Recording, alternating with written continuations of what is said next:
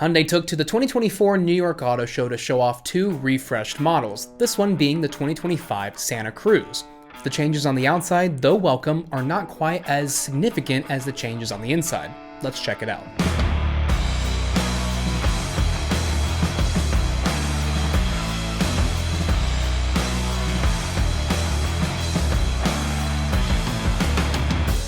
On the powertrain front, everything is carryover, which means you have two engine choices, a 2.5-liter four-cylinder either naturally aspirated or turbocharged. One new thing that will ease buyers into the idea of towing with a turbocharged four-cylinder that's paired with a wet dual-clutch transmission is a towing-specific drive mode. Max towing capacity remains at 5,000 pounds. The one thing we are missing for 2025 is the addition of a hybrid variant. That would have been a really great way to compete with the lower cost Maverick options because, as you know, the Ford Maverick at the base level is a really efficient hybrid.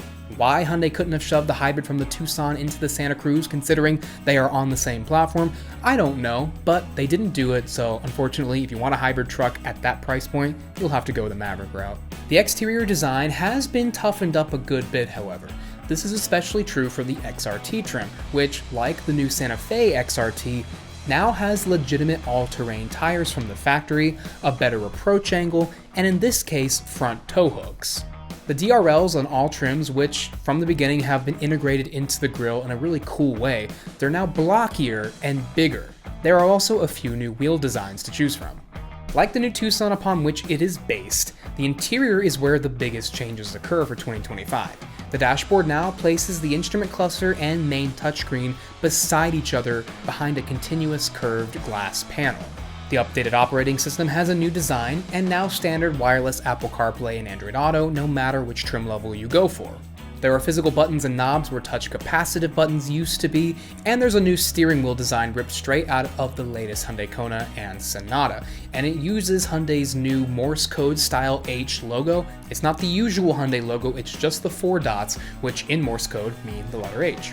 Unlike the Tucson, however, Hyundai left the gear selector right there on the center console where it was before. This was probably to please truck drivers who aren't going to be as used to turning a Bop-It-style switchgear piece on the steering column, even though a lot of truck buyers who buy Rams have been used to the dial shifter for a while, so I don't see why they couldn't have switched, but I do appreciate that they stuck with something more traditional. Nothing has really changed in the second row other than the fact that we now have a center armrest that folds down and gives you 2 cup holders. And we'll take the added convenience wherever we can get it. So let us know what you think of these changes. The Santa Cruz is actually selling pretty well, all things considered, but do you think the omission of a hybrid option to compete with the more affordable and efficient Ford Maverick is a missed opportunity? We certainly think so. Sound off in the comments below, and thanks for watching.